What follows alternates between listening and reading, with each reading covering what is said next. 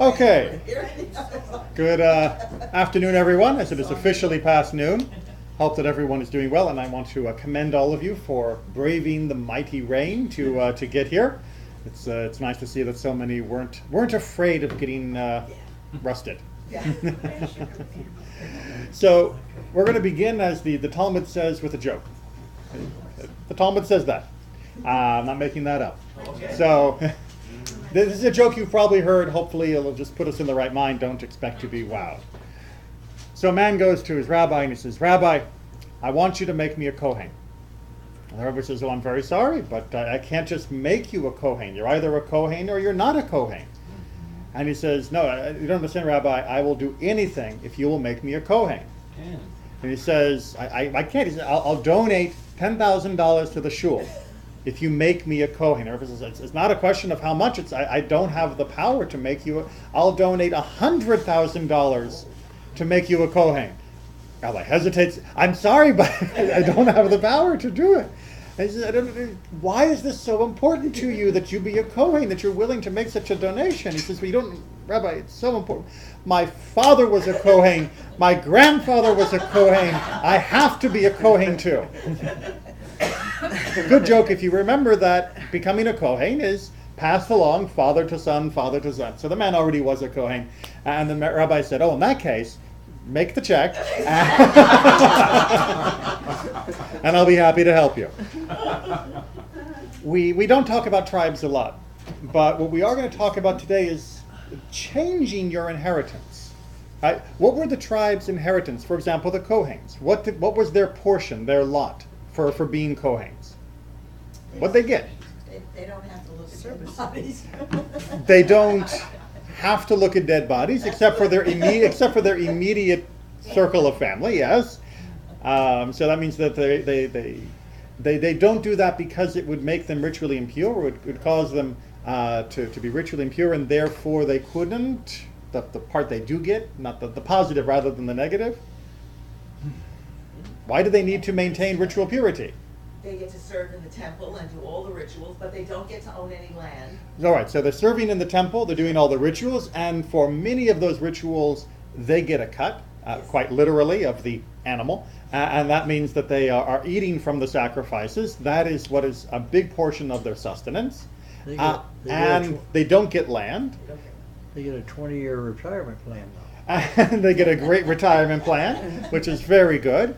And they also receive tithing and truma from the rest of the people. So everyone else has to bring in a certain portion of their crops to the Kohanim, and everyone also has to give certain gifts to the Kohanim. So that's their inheritance, right? No land, but supported by the people of the nation. Works out pretty well for the Kohanim. It's not exactly lap of luxury, but they're not going to be destitute either if the people are doing what they're supposed to be doing. Can I become a Kohen? Was your father a Kohen? No, my father was not a Kohen, so unfortunately, no, I can't. Can I become a Benjamite? Can I join the tribe of Benjamin? Can I join the tribe of Naphtali? Can I join the tribe of? Well, can I? If I was from Dan, could I decide that I really liked Judah better, and that was where I wanted to go? Can I change my tribe? No. If you're a lady, you can sort of by marrying into it, because tribal affiliation passes by the men, and therefore you would be with the tribe of your husband. But even still, you would be originally from your original tribe, and if something happened to your husband, technically you would be reattached to your prior tribe. You wouldn't stay attached to his. This is going back biblically because of the way the land allocations were worked. What's that? Well, Who knows today? what's that?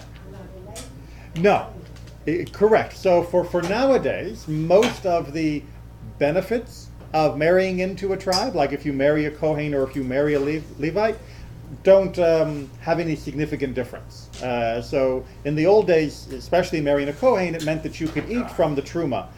You could eat from many of the gifts that the Kohens received if you were married to a Kohen. Nowadays, Kohens don't get babkas, So their wives don't get bupkis either. So it's not really such a benefit, right? You get zip. Who wants a How bumpkin? did converts get a tribe? How did converts get a tribe? They didn't. What? And in fact, nowadays, converts, like the rest of us, are one giant pool, which is what we call the tribe of Israel. There was no tribe of Israel per se. We were all the sons of Israel. We were all the children of Israel. And so now we're just in one giant catch-all. All the tribes are considered essentially to have been mixed and mingled, those that were not completely obliterated by various disasters in our past. Excuse me. I don't know my tribe, but I do know, and I'm, a convert. Right? But I do know father is a tribe. I just don't know which one. And we Which do is have... true for a lot of people. I'm True, sure. and there are quite a few, it depends on what you count as a few, families that have maintained an awareness of their tribal affiliation. It's not common, but it's not impossible either. So there'll be people who say, well, I can trace my family back to Rabbi so-and-so, and we know he was Judah, and therefore I would have come from the tribe of Judah as well. But it has no practical purpose, unless you're a Kohen or Levi, in the modern world. It's just interesting. But we're going to see a little gerrymandering, tribal swap going on in this parasha of Matot. So I just wanted to give you a quick background on this issue, and then we'll see where it takes us into our modern world. All right, so For a convert. yes. For yard site purposes. Mhm. Shoshana Bat Sarah. Exactly, Avraham Vasera, Yeah, exactly. So when it okay. comes to the Jewish name, no one nowadays uses the tribe as part of their name except for Kohens and Right. Levites. We all use our parents' names, and if someone converts, then their parents' names become Avraham and Sarah, Abraham and Sarah. Right. So you got that right, exactly. Okay, questions, comments? Down to the... Except for Pinchas. Except for Pinchas. So let's get down to our text, and we're going to be looking at chapter 32 in the book of Numbers. This is the second main chapter of Matot. It's page 949.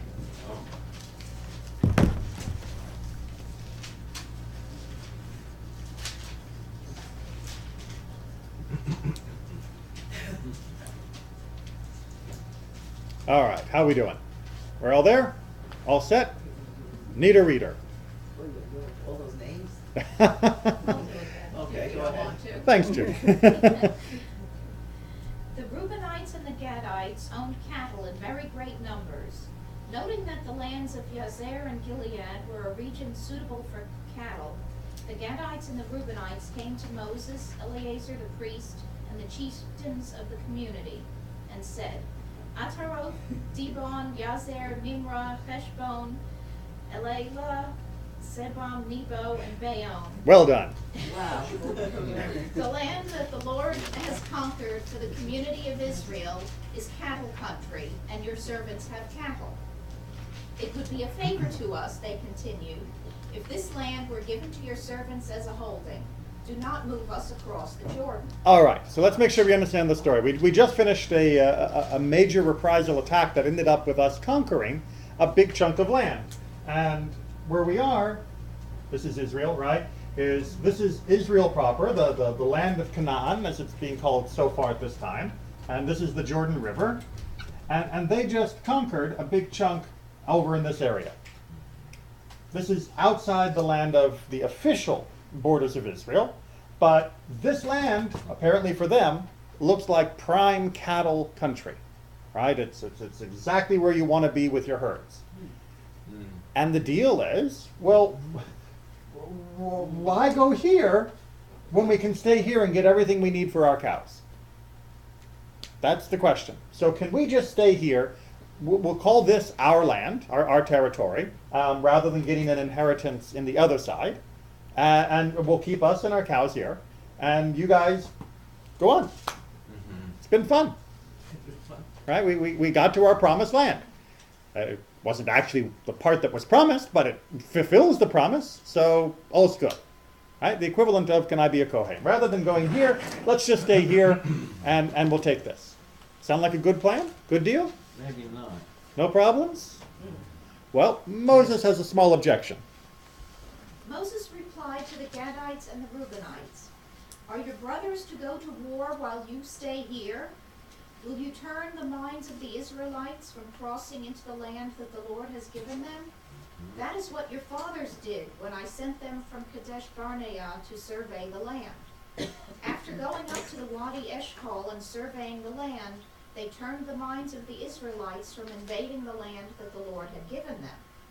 Thereupon the Lord was incensed, and he swore, none of the men from 20 years up who came out of Egypt shall see the land that I promised on oath to Abraham, Isaac, and Jacob, for they did not remain loyal to me.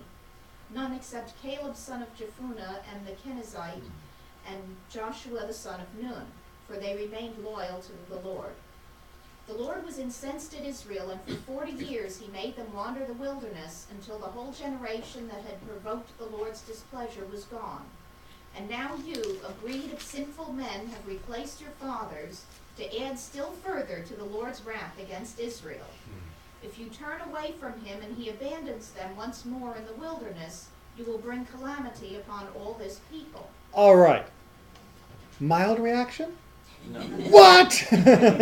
You want to stay here and not come over here? What? Your brothers are going to go off to battle and fight, Canaan. They helped you conquer this, right? Which was an unexpected situation, but you fought alongside them. They fought alongside you. This is now part of us.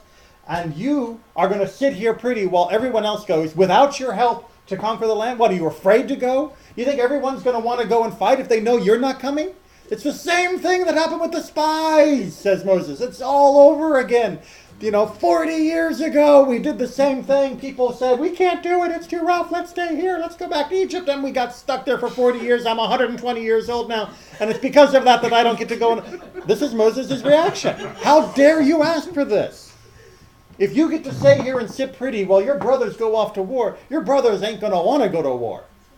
Why should they if you think this is good enough? So, hopefully you got a feel for the passion of Moses' response. Yeah, you did it much better than I did. Yeah, you're sounding real good. Well, that's if that is what the Torah is saying. I'm not exaggerating. When he calls them sinful, when he compares them to the generation of the spies that doomed our people to be in the wilderness for 40 years until that whole generation died off, he is bringing out the big guns to smash them for how dare they suggest such a thing. You're And- almost as good as Mel Brooks in this. Thank you. I've seen all his work multiple times, most cases. So the crux of the matter is, of course, why should you get to sit here with what you've got while your brothers go off to war to get something else? That's just not fair, and it is sinful of you to suggest that it's okay. Yeah. But they have an answer. Then they stepped up to him and said, "We will build here sheepfolds for our flocks and towns for our children, and we will hasten as shock troops in the van of the Israelites until we have established them in their home, while our children stay in the fortified towns because of the inhabitants of the land. We will not return to our homes until every one of the Israelites is in possession of his portion. But we will not have a share with them in the territory beyond the Jordan, for we have received our share on the east side of the Jordan." So what's the deal? We'll help you fight, but we We'll want to fight. stay here. We'll help you fight. Not just help you fight, but We'll be in the forefront of the fighting. we're the vanguard. We'll be in the front, right? We will take and we'll build little towns so that our kids will have someplace safe to be, right? Because a fortified village is much easier to defend than just a bunch of tents. And while our families stay here and our flocks stay here, our soldier-aged men will fight in front of the other tribes of Israel. We will be right there in the thick of it. And moreover, we will not go home until this job is done. And on top of that, we renounce any claim to the land on that side. So you can have the land that would have had to have been apportioned to us, because they would have had part of that inheritance as their due. And even if they didn't go, they still could have later on come and claimed and said, well, yeah, well, actually, we never got the part that was promised us. Inheritance can make people be a bit crazy. I heard a lot of, yeah. And that will balance it out. right? They get the land that they think is best for them. Their children and family are safe, but they're not sitting back. They're going to be right alongside or even in front of the other tribes of Israel, and they will fight for them, not even for their own gain. They will be fighting for their brothers and sisters, for the whole people, even though they're not going to gain another inch of ground for themselves by doing so. Is that a fair bargain? Sounds like Seems to it. be. I hope this is not a distraction from the most important thing. Maybe these names are not important, but these regions of Ataroth, Dibon, Jazer, Nimrah, etc. I guess 4 of these are remarkably similar to ancient heathen deities of the Amalekites and all those bad guys. So the names can be very interesting. As you say, it's perhaps not the focus of the parasha at the moment. For another discussion, that would certainly play a part. But what was important here was that all of the community was represented. That when they went and talked to Moses, they were talking very publicly. And that's partly why Moses responded so angrily, which is, you're going to come and talk not just to me, but in front of the entire nation by their representatives, and chicken out. You could have come and talked to me privately about this, rather than saying, fighting, yeah, scary, let's stay here. Instead, you had to do this publicly. Have we learned nothing from 40 years? And so having the whole list shows that everyone was present. But we can talk about another time the actual composition of that list. The other thing that they're saying is, that land over there isn't so good anyway. This is way better. I like this nicer. I don't even want to go there. There is definitely a perceived insult to Eretz Israel, to the land of Israel, that, I know God promised us that, but this is looking awfully good. Look how nice it is. But Moses has to now deal with their counteroffer. Moses said to them, "If you do this, if you go to battle as shock troops at the instance of the Lord, and every shock fighter among you crosses the Jordan at the instance of the Lord, until he has dispossessed his enemies before him, and the land has been subdued at the instance of the Lord, and then you return, you shall be clear before the Lord and before Israel, and this land shall be your holding under the Lord. But if you do not do so, you will have sinned against the Lord, and know that your sin will overtake you. Build towns for your children and sheepfolds for your flocks, but do what you have promised." Okay. One little insight that's gleaned from our sages, and I want to see if anyone can notice very carefully through the reading what happened there. If you read that last verse, verse 24, and if you look at their request, which is at which is in verse 17, there is an inversion between what they asked for and what Moses agrees to. It's subtle, but our tradition has made much of it. Verse 17 compared to verse 24. Verse 17 says, "We will be shock troops, and our children will stay in fortified towns." And verse 24 Verse 16 you want. Sorry, verse 16, thank you. Yes, it's 16. Yes, I verse read the 16. commentary, I cheated. Oh, you cheated. Well, that's okay, yes. Verse 16. Verse. the children and the flocks. The children and the That's what flocks. you're talking Yes, about. well, not what I'm talking about our tradition has noticed. So in the request verse, verse 16, the tribes are saying, let us build places for our flocks and places for our children. And when Moses responds to them, he says, okay, if you're the shock troops, then that's okay. Go ahead and build places for your children and places for your flocks. And our commentators have said that the tribes kind of tipped their hand by pointing out that their first goal, their first emphasis, was the flocks, was the herds. And of course, that's really just a stand-in for any materialism, right? The flocks and herds wasn't just because they were animal lovers. This wasn't a vegetarian tribe.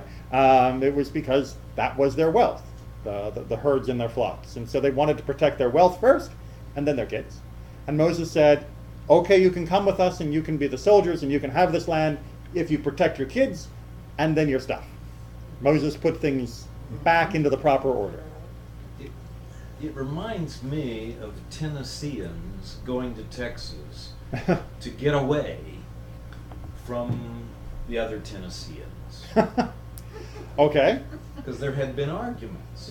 Some quite famous, indeed. So the idea would be that maybe the Reubenites and Gadites wanted a little more distance from their brothers and sisters of the Bnei Yisrael. Doesn't it kind of look like It that? has happened. We all know the old joke, right? The man on the desert island who builds 2 synagogues. This is the one he goes to, and this is the one he wouldn't step foot in if you paid him.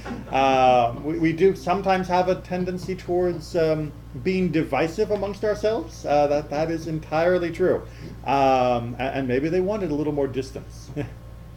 If that's true, though, you're suggesting that Moshe cares more for the children of Reuven and Gad than Reuven and Gad care for the children of Reuven and Gad. And that would not be too surprising, actually. That kind of jives with me, though. I think that it would be. I think you could read it the other way too, because if you're talking to someone, you remember most of the last thing they say. No, they say before.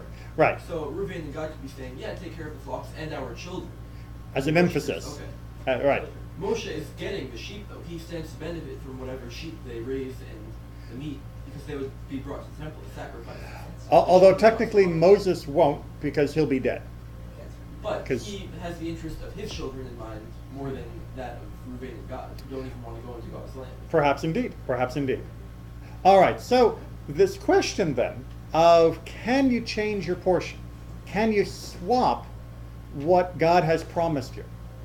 Can you say, well, it's very nice that you offered me this, but I'd like the gift receipt so I can take it back to the store and swap it for something that I like better? Is that permissible? Well, first of all, I can see by the looks around the table, people think it's a little chutzpahdik. But we can be chutzpahdik, so if it's chutzpahdik, it still may be permissible. Well, let's take a look at... Is it sort of like saying, why do you people leave this land Palestine? Why don't you just go to Uganda? We'll sell you in Uganda. Okay, nobody care. Well, there's a difference between someone else telling you you don't need the inheritance you've been promised and you saying it for yourself. Right? It really is much more like someone giving you a gift and you asking, do you have the receipt? Yeah, right. Thank you very much. This is a lovely sweater. Do you have the receipt? And you know it's because they think they would like something better than what you picked out for them. And in this case, of course, the ultimate gift giver. Pass, yeah. You don't get all of those. And so this question has come up in a rather unusual way, and unfortunately in an unusual way that still ties into current events in Medinat Yisrael, in the state of Israel. Yeah. So we're going to look at a very important text that's taken from Rambam's Mishnah Torah that has been argued about and used by many different opinions in the last few years, and sometimes resulting even in Jewish on Jewish bloodshed. So this is an important text. Judy, you want to keep reading? Okay. All right. Not only the tribe of Levi, but each and every individual human being whose spirit moves him and whose knowledge gives him understanding to set himself apart in order to stand before the Lord, to serve him, to worship him, and to know him, who walks upright as God created him to do, and releases himself from the yoke of the many foolish considerations which trouble people. Such an individual is as consecrated as the Holy of Holies, and his portion and inheritance shall be in the Lord forever and ever. The Lord will grant him adequate sustenance in this world, just as he granted to the priests and to the Levites. Thus did David, peace upon him, say, O Lord, the portion of my inheritance and of my cup, you maintain my lot. All right. So this is, like I said, from Rambam's Mishnah Torah. So what seems to be implied here? If you're not a Kohen or a Levi, you're a valuable person. You could be Even if you're not a Kohen or Levi, you can be like them if You stand aside and acknowledge that you want to be. you stand aside and acknowledge that you want to be, and you got to be giving something up in this You're trip. a Torah scholar. And if you are going to devote yourself to Torah, and by devote yourself, that middle line is very important, right? You release himself from the yoke of the many foolish considerations which trouble people. But by that, he doesn't just mean you stop worrying about, who's marrying who in Hollywood. It means you stop worrying about your material possessions and your sustenance and all of that. You hand yourself over into the hands of God as you devote yourself to Torah, and the promise appears to be, and at least has been argued by many communities, God will take care of such a person. God will provide. Right? So quit your job, buy a copy of the Talmud, and sell your house and get a cheap apartment or something and sit and study Torah, and you'll be fine. It'll work out. God will take care of you because you have chosen to be like a Levite. It may not have been the inheritance that you were originally given. You were originally given this bit of land, which you were supposed to work, but instead you've chosen not to work, but to be a student. And God will take care of such a person. But this is the fight that's going on in Israel now with the Haredim. Yes, I know. That's why I'm talking about it today. Oh my gosh. Of course. All right, so this text from Rambam seems to be supporting the notion that drop it all and God will pick it up. Don't worry, as long as you study, you can change your portion in life. I understand that it's sort of implied or understood that the study of Torah and Talmud are implied and understood here, but it definitely does not literally say so. And if you take this alone as it is, it says that the Dalai Lama is absolutely fine. Who else around the world would fall into that same category, right? Of others of great righteousness and piety, wouldn't they be covered by the same promise? Well, nuns. Nuns, for example, right? If they really That's N-U-N, do it. not N-O-N-E, That's right? N-O-N-E, by the way, is the fastest growing religion in America. That's true. The fastest growing religion in America are N-O-N-Es. Nuns. And they say none of They're the above. they're not atheists. Atheists is not the fastest growing religion. People who believe in God in some way but have no affiliation to a fixed religious institution are the fastest growing population. So that's a whole other argument. All right, so we've already figured out that it would be very easy to see this as being proof and support for the idea that if I or my family or my community want to change my portion from here to here, from working like a maniac to support myself to devotion of 100% of my life to God and Torah and mitzvot, that God will pick up the slack from my lack of labor, my lack of economic labor, and I'll be okay. That was an unusual sound. Right? So we can see how that would work. But there's still, even in this exchange, there was still a question. Right? And what was that question that Moses asked to the Reubenites and Gadites? Even if the swapping of your portion was fine, what was the thing that made Moses angriest about this proposal? Sitting back and not helping the others. Sitting back and not helping the others when? To come into their inheritance. When it coming into their inheritance, which is going to require fighting. Right? So the anger from Moses wasn't just about the Reubenites and Gadites asking for a gift receipt of swapping what they had been offered, but was them not joining the battle with their brothers and sisters. And indeed, in Israel today, this text has many people believe that yes, perhaps economically, if you choose to impoverish yourself in the devotion of Torah, we can maybe sort of work that out somehow, kinda, although statistics and economic projections show that it is unsustainable in the long term. But militarily, do you get to sit and study Torah while your brothers and sisters go off to war? Right? It's the same question that Moses asked in the past. Even if we agreed that you could give up your obligation to work, which is a mitzvah, by the way, to work 6 days a week. That is one of the mitzvot in the Torah. Even if you could give up that mitzvah in exchange for extreme piety and devotion, do you get to give up the obligation to go to war, to fight?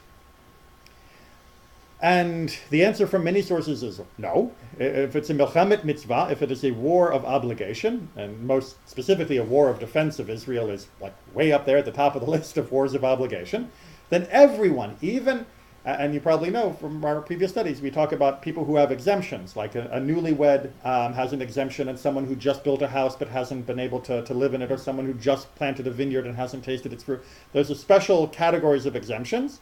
When it comes time for a milchemet mitzvah, an actual obligatory war that all Jews are commanded to participate in, it means everyone.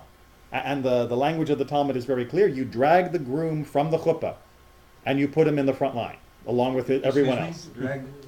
The groom from the chuppah, from the wedding canopy. He's in the middle of the wedding. He just finished. He kissed the bride. Good. Here's your spear. Here's your shield. We need you over there. Flanking maneuver in 5 minutes. Men only, right? Well, it's funny. The quote that's taken from the Talmud actually says you take the groom and you take the bride. It's a very interesting and egalitarian language when it comes to these wars, which showed the severity that our tradition has always felt that these wars should be pursued. That if Israel's very existence is threatened, then it is everyone's obligation to fight, even those that normally would have exemptions. Then how is it justified in today's society? I'm glad you asked that, because we've got another text on the page that's going to be the justification. Yeah. So Okay. more than just history. Rabbi Judah, the patriarch, applied the wall tax to the rabbis. All right, so you all remember, you live in an ancient town, right? What's that? Say, Kofi no toli no beit shar. Exactly. So if you live in an ancient town and you've got your sort of village here, you would hope to be able to afford, by the town's taxes, to build a wall around it. And everybody who lives in the town had to pay the tax to build the wall, because everybody in the town benefits from the security of the wall. Right? It's not like if there's a well, over here and I live over here and it's, 10 miles across, not that towns were that big, but just bear with the hyperbole, maybe this guy doesn't have to pay for this well because he's not going to benefit. A wall is protecting us all. So everybody has to pay, says Rabbi Yehuda Hanassi, says Rabbi Judah the Patriarch. However, even though he said even rabbis have to pay this tax, there's a rebuttal. of course, said Rabbi Simeon ben Lakish, rabbis don't need protection, since it is written, if I should count them, they are more in number than the sand. And that's in Psalms. Who are the ones that are counted? Shall I say that reference is made to the righteous? But are they more in number than the sand? Since the whole of Israel, it is written, they shall be like the sand on the seashores. How can the righteous alone be more than the sand? All right, so let's make sure we follow this logical syllogism here. So Reish Lakish is trying to say, we've got two promises. We've got a promise that Israel is going to be like the sand, and we've got a promise that there will be a group that is more than the sand. Well, it can't be the same group if one is more than the other. Right? If this number is going to be 5,297,000, if that's the number of Israelites, then you can't have more than that number at some category, because then that other number would have to have been higher and equal to the second number. Does that make sense? Right? A number can't be both itself and more than itself simultaneously. The rabbis knew math very well. Okay. Let's just get the conclusion here, and then we'll digest. So the sense of the verse is, I shall count the deeds of the righteous, and they shall be more in number than the sand. Right? Each person does 100 good deeds, let's hope, as a nice round number. That means that their deeds will vastly outnumber the number of people themselves. Right. Now, if the sand, which is the lesser, protects the land against the sea, then how much more must the deeds of the righteous, which are more important, protect everybody? We follow that logic? So why do rabbis not need to pay the wall tax? Because their righteousness and the deeds they do are stronger than the wall. Than the wall, exactly, right? Because of their righteousness, they are already providing protection. And therefore, they do not need to contribute monetarily to the physical protection of the city. Should we be cynical of this being said by a rabbi? Perish the thought. Perish the thought. We can be cynical and we can wonder, although we have to also realize that the first voice was also a rabbi, kind of the king of rabbis in his day. So I wouldn't want to rush straight to cynicism. And it's important to realize also that the second voice here, Reish Lakish, Rabbi Shimon ben Lakish, was in his youth a known man of violence, a bandit. He was the kind of person who, if you didn't have a wall around your town, was going to cause trouble for you in your town.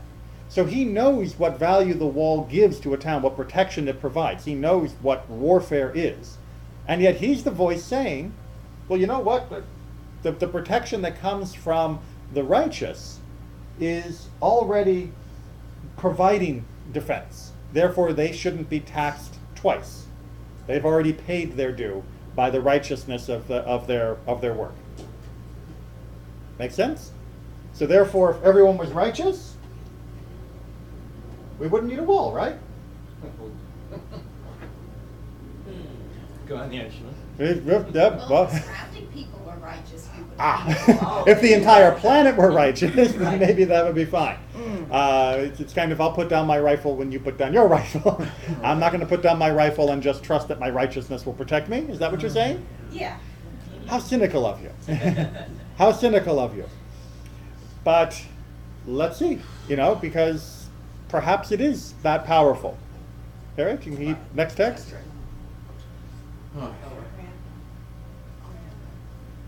Rather, said Rambam, as to the study of Torah, when one is engaged in studying it, it serves as a shield and affords protection.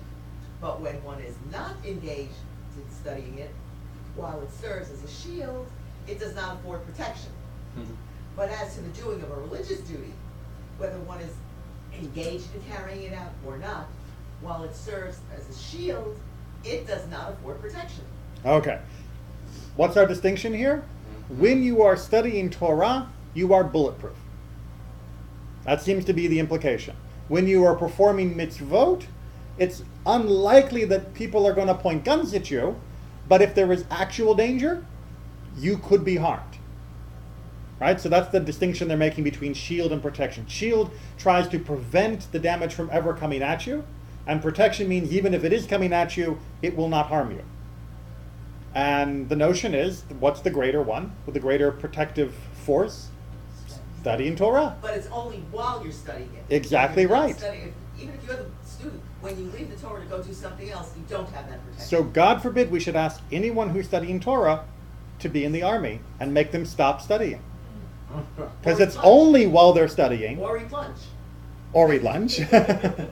It's only while they're studying, seems to be the implication. Right. Or attend rallies that are opposed to having them be enlisted, Oh, right. which was another big issue, that they were willing to march to not be drafted, but they weren't willing to march once drafted. But the basic point here is that, and this text is used by many of those communities, to say, don't draft us. Our studying, A, has already been our tax, and B, is providing absolute protection. And therefore, if you draft us, you're not going to gain anything by having us in the army. You will lose protective value. No, it's right. Does it protect Studying them? Torah, it protects the persons that are studying Torah. Right. Not Well, that seems to be a bit of a problem, yes. Yes. Not necessarily all the other secular or Just less religious. in just the same way that somebody who devotes themselves, as Rambam was talking about in the first paragraph, to greater piety and study in a life of mitzvot, doesn't necessarily increase the economy for everyone else. So too, it seems to be that the texts are saying that the protection is very localized. Maybe more than you. Maybe your yeshiva. Maybe part of your town, but certainly not, Klal Yisrael. Certainly not the entirety of the Jewish people. And But isn't that's a that- bit of an issue. Isn't that an argument that's being used? Yes. Absolutely. These texts are the texts that are being argued over right now. And the responses are the responses that you're coming up with. But I'll have to point out the counter is, yes, but a soldier who is stationed in the Galil or on the border of Lebanon or the border of the Golan is not providing protection for the war in Gaza, right? The soldier's where the soldier is. So do we laud him as being a soldier when he's not actually defending the main front? They argue the same thing. Okay, fine, so maybe our protection is just for ourselves or our town, but not every soldier protects the entire nation either. They only protect where they're stationed. And this is where we're stationed. That's pushing it a little bit. Seems a little, you'll sit there while your brothers go off to war, like our parasha problem. Well, the answer to that is put them on the front lines. The answer to that would be to put them on the front line, and that is an excellent question. And we're actually going to get to that answer in just a minute because it has been suggested, and we get some interesting rebuttals. Yeah. The medical personnel Mm-hmm. at the hospitals that are bringing in Right. the injured from Gaza, Mm-hmm. are they, well, if they are religious, Right. do they fall under this? Well, even if they're not religious, there's a question that comes up, and one that gets mentioned, which is, look, the army doesn't need every single person in the country to pick up a rifle and go stand guard, right? The army needs people to drive trucks that carry supplies from one place to another. And we don't call that soldier a coward. He's doing his job to make sure the whole army works. And the army needs medical personnel that sometimes will be well behind the front lines and will be in concrete hospitals and treating people, but he's doing his job there, and that's where he's most needed. Well, they argue, we're needed most where we are, meaning studying hard in yeshivot and oftentimes away from the front line. Or at least when the fighting starts, they move away from the front line. So it takes a community. Yeah. Well, and the question and their argument is that they're doing their part for the community by studying. And you don't need them to drive a truck, apply a bandage, or hold a rifle. That their prayers are just as or more important than the other. But medical personnel do often go very close to the front lines and are often armed and dangerous. Which is where the analogy begins to fall apart. Yes. I don't see why I can't have the Torah right under the sights of my rifle and be constantly studying the Torah as I defend. And it's important to point out that there are many Jewish soldiers in the land of Israel that are Orthodox and traditional and committed of many varieties that do serve. And they wear tefillin when it is safe. They daven when they are allowed, by the battle's ebb and flow. They keep all of the commandments that are possible to keep on the front lines, and they do so with love and devotion for God and Torah, as well as love and devotion for our people. So why aren't all of us in Israel now? That's a much bigger question. Right now we're talking about the general requirements, at least within the land where the front lines are available. Okay, so let's get a few more texts because We will not convince secular Israelis that Kollel students protect Israeli society no less than IDF students. All right, so Jonathan Rosenblum is a very famous writer on behalf of these communities, and he believes, and as does his community, that the protection of the Kollel students, those are the people studying often after marriage, but it used to be for a few years, now it can be a lifetime, are providing as much protection as somebody with a rifle. And he's quite right that the vast majority of Israeli society doesn't buy that argument. But he and his community do. And they honestly believe that that is providing protection, as can be seen by the next quote. What we saw this week, that most of the missiles didn't hurt anyone, thank Hashem. We are witnessing his providence in everything that happens. Every success and protection. This is all the providence of the Creator, blessed is his name. Do not think for a second that there is anything else. Right. The only reason why there's only been one casualty and very low injuries from the rocket attacks that have inflicted on Israel is because of the providence of God, which in this person continues, was earned by the true Torah Jews of his community. And if you think it's the soldiers, if you think it's Iron Dome, if you think it's anything else that's going on, you're mistaken. Ascribe all blessings to God, full stop, period, and he and his people are doing what is necessary to get God's blessings, and the people carrying rifles are window dressing. Wait. It's still okay to admire the extremely high level of professionalism of Mossad.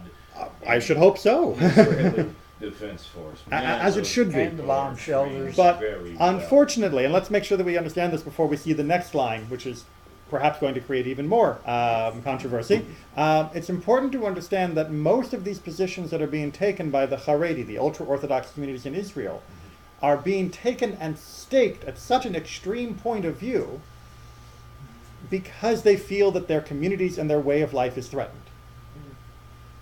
Whether or not in times of peace, in times of massive prosperity that would allow potentially by current kindergarten classes 40% of Israel not to ever have to have any economically productive jobs, whether or not there would be this level of argumentation and they would take this extreme point is debatable. But right now they know that things are coming to a head. Israel needs extra people for defense, and Israel needs extra people working for its economy, which is the foundation of any defense she will ever have. And they know that putting their people into those industries, of defense and working, will jeopardize the carefully constructed and sealed communities that they've made. And therefore they want to fight tooth and nail with the most extreme interpretations that you can imagine, that what they are doing is every bit as good, therefore please leave me alone, except keep sending the checks. Okay, so we in fact get a perfect analogy. And we have no doubt that the efforts of the residents of Beit Shemesh, such that the sound of Torah should not cease from one yeshiva, is the Iron Dome of the city.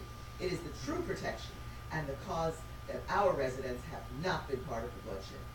Right, so some Beit Shemesh has had a prophecy in their mind from all the way back from Chazon Ish that their town will never be hit by rockets, will never be hurt. Why? Because of their great yeshivot, their great studies. And that's the Iron Dome. Thank you very much. You can deploy the battery somewhere else.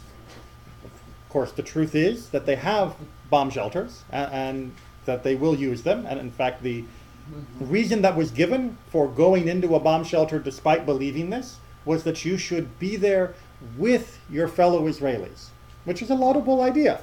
That way you feel a unity with them and you can understand their fear, even though you have none, because of course you know you're protected.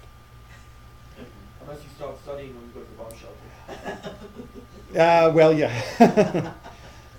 But who qualifies as having gained this protection? If you remember way back at our beginning, we said Right. someone who devoted themselves or someone who was a rabbi. And one of the biggest, most contentious arguments in the modern situation is that tens of thousands of people who are studying in a way are being classified as these great protective agents, even though our traditions seem to have a more limited definition, as found by Shulchan Aruch, by the next quote. He knows the give and take of Torah, has a good understanding of most of the places in the Talmud and its commentaries, and the rulings of the Geonim, and the study of Torah is his only profession. All right, we'll talk about that last one in just a second, but the first one is a fairly high bar, right? To be able to know most of what's in the Talmud well enough that you can adjudicate with it is not something that most people, even those who study all day, will ever attain, because it takes a particular mental skill set to be able to reach this level, not just piety and devotion. Someone can read the same page of Talmud over and over again all day and not really understand it well enough to ever be able to use it as a leader in a community. And that is laudable for him that he is studying, of course. But is he exempt from the wall tax? Not according to most authorities. Even though he's devoted to his studies, eventually he is not, and in historical times wouldn't have been, supported by the community for his work. Right? Throughout history, we have had a few people in every generation that were supported or at least assisted with, sweetheart deals and, Rabbi, you give me your money and I'll invest it for you, or I'll trade it for you and, buy the goods and sell on your behalf so that you can study. Things like that. That has been in many situations throughout history. But even the people who studied would study for a while and then they go to work because they knew that they would never be a leader of a community that they would expect to be supported. And in fact, Rambam says rather explicitly in the next text, One who makes up his mind to involve himself with Torah and not to work, and to support himself from charity, has profaned God's name. and brought the Torah into contempt, extinguished the light of religion, brought evil upon himself, and has taken his life away from the world to come. All right, so Rambam doesn't exactly mince words. And he knew his stuff. He went through it. Yes, he did, and he knew what it was to support himself by work. And reconciling this Rambam with the one on the first page is a lot of fun, because the one on the first page seems to say, throw it all to the wind and ride on God's mercies, and this one says, you cannot make yourself impoverished and depend upon the community. I didn't know. I know we had 2 Jews, 3 opinions. I didn't know we had one One Jew, Jew 2 opinions. But the Sure. but the distinction. Don't you have 2 opinions sometimes? But the distinction that's being made here, look carefully, right? The first person who wants to throw it away and rest upon God's mercies is resting upon God's God. mercy. This person is resting upon what? Charity. Charity. Right? So if you say, well, look, I can get housing subsidy, and I can get food stamps, and I can get this, and I know I can schnorr that, and you work out the math that you can have your lifestyle while studying full time, that's what Rambam is complaining about. But if you just say, look, I've got $30,000 in the bank that I've saved carefully over the last few years, I want to go and study for 5 years in a yeshiva, or go to JTS or Ziegler and learn, that's fine. And if you say, and after I graduate, I'll figure something out. After I graduate, I'll see what's available. Maybe I'll go back to business. Maybe I'll become a professional Jewish professional. I'll leave that to God. But for the moment, I think I can make it with what I've got, and God will take care of the rest. That attitude is the first paragraph. The calculating exploitation of tzedakah that was meant for people who had no choice to support you when you do have a choice is what Rambam is so incensed about. And he saw it in his day and age, and we see it in ours. Okay, we've got just a couple minutes, and I want to get one last text in here, but to do so, we're going to have to try and shift our minds, because I want to take this from being an us versus them and take it to be a perspective, because there's a difference in perspective that we need to understand, and we need to see what we truly embrace and how it will affect us before we're really in a position to criticize those who are taking different choices in the current situation. All right, so one more text. According to the rationalist approach, learning Torah imparts valuable knowledge, improves our character, and teaches us how to improve society. That is it, and that is all. Which is not, of course, to trivialize these functions. From a rationalist perspective, these are of immense importance. All right, so why does a person who believes in Judaism from a rational point of view say you should study Torah? Improve ourselves, improve society. Exactly. It improves you, and by extension, it improves society, right? Torah is the antidote to the suffering of the world, not, well, we'll get to the not part in a second, but the Torah is the antidote to the suffering of the world because it will cure each individual person, and by combination, they will cure the world. It's a very logical, progressive type foundation. With the rise of mysticism, on the other hand, came a new and primary function of Torah study. As expressed by Rabbi Chaim Volozhin in Nefesh HaChaim, the primary function of Torah study was now seen as being to create spiritual energies and thereby metaphysically influence the universe. All right, so the mystical view, and this is a technical term, and Rabbi Slifkin is a great author who unfortunately was much maligned because he dared talk about animals in a modern way rather than only in a very narrow rabbinic way. And he suddenly realized that his community wasn't open to those sorts of inquiries. He's got a great book out about all the animals in the Bible and Talmud and how they, what they meant and what they were. Really? Check out his blog. Great blog. It's called Rationalist Judaism. And as he argues, there are two ways of looking, and they're not mutually exclusive, but there is a lot of friction between them and cognitive dissonance. Two ways of looking at what we're doing as Jews. One way is to say, God gave us Torah so that we can use it to make ourselves and our world better. That's it. The other way is saying God gave us Torah and other mystical traditions so that we can manipulate the spiritual energies of the universe that are behind the scenes of reality, and by manipulating them, effect great changes. So one is changing ourselves and the other is changing the universe behind the scenes. Yeah, but they say, and that's it too. And they say, and that's it too, exactly. But the Oh, you have issue to do is, both. You if must you are do both. if you are a rationalist, then sitting and studying Torah will indeed provide protection for your community in a straightforward sense, that by you being a better person, you hold the community together, the community is stronger, the community can defend itself better. Makes perfect sense. The mystical, however, is no, your study will literally send up waves of spiritual energy which will push rockets off course. And if you don't understand that, then you're a non-believer. Is the dichotomy that we have been forced into. And it's a pain that we're in that dichotomy. But ultimately, we as individuals, which hopefully is our primary mode of operation rather than critic of others, have to realize that if we ascribe to the first view, then we need to live it. If we are going to say that those who think that their mystical study is going to cause the gyroscopes and missiles to misalign, if we say that that's not true, that that's not what Torah teaches, that's not what Judaism should be, then we better be the rationalist side and be working on ourselves and working on our society from Torah. Because to sit back and say, the superstitious, so-and-sos, and then to ignore Torah in our own lives is the height of hypocrisy. But to say they're superstitious or their beliefs are being founded because of their fears for their own societal change, but in fact, Torah does have miraculous powers because of how it transforms me and transforms him and transforms her, and because of what we can do to transform the world because of it, then you better be one of him, her, and them that is using Torah to make yourself better and to make the world better.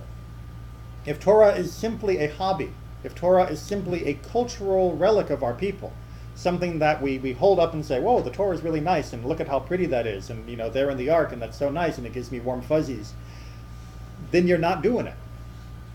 You got to open the Torah, you got to study it, which you've all done by taking the first step of being here today, and you got to let the influence of Torah change your behavior, little by little, day by day, and then see how that changes when you group with other people, like being part of a congregation, changes that group and changes the world around it. And then you are being a soldier as well. And, we can't, unfortunately, from the U.S., pick up a rifle and get on a plane and go to Israel, but we can ensure that this community, this country, remains strong and supporting of Israel. And we can make sure that the Jewish people in this country understand Israel's condition and do all they can to materially and religiously support her. But that takes work. That takes effort. Because we don't think we can just sit and talk about it and make things better. That's what we were angrier at for other people. Two of my dearest friends, one of them an American citizen and one a Russian citizen, both of them Jews from birth and from education, unlike myself, but they're still two of my dearest friends. They have rushed to Israel. One's in Tel Aviv, one's in Jerusalem. I pray constantly for them. And I kind of presume that they are there. If you haven't heard otherwise, right? Constant Torah study because they're these kind of guys. But Mossad itself and the Israel embassy in Kiev, Ukraine, told me that in the future I might be able to be qualified, but for the time being, right. No thanks, but no thanks. Well, and we each do have a way to serve. We each do have a way to help, and whether it's the way we want to at the moment or not, that doesn't mean we neglect those physical, material ways that we can provide our support for Israel. Not just at this moment in crisis, but hopefully day in, day out. Well, aren't we doing that right now? We are doing By part of it studying, right now, yeah. by talking about it in a way that will hopefully affect our actions. But to talk about it simply because it will make us feel better or make us feel connected with no connection to our actions is not sufficient. It's not sufficient. And there are some fundraising organizations that are collecting for building shelters. Exactly. The Federation in Orlando has already begun to compile some different fundraising targets and goals to help with the immediate crisis. And how will that be dispersed through? Yes, in fact, just before class began, I see that there's going to be a solidarity rally in the near future, and the Federation already on their website has donation links for that. And of course, Israel Bonds is another good way to support Israel carte blanche, quite literally. Is it possible that on our own website, we can have a link to the Federation website? I'll see what our web guy can do. Yes. The other thing is, I received notice from Hadassah Mm-hmm. that they are gearing up for an influx perhaps of casualties. However, they said, we are not yet asking for extra donations, we're not calling for an emergency. Mm-hmm. They're gathering together their Right. supplies, and they have, I guess, 5 stories below ground. Okay, they Right. have supposedly impenetrable because of bombs operating theaters and what have you, so they say they're gearing up, but they're not yet asking for extra funds. And if you're not, and if you're Surprising, because they're asking for funds all the time. right, so- and if you're not sure, if you're not sure where to give yet, there's nothing wrong with designating today that this will go to Israel, and then figuring out the best source tomorrow. So that is still a step in the right direction, even if you're waiting for more information and research. Okay, very good. Have a good rest of the day. Keep your eyes on the news, and remember to keep your mouths open when talking to others and make sure that they understand what we know.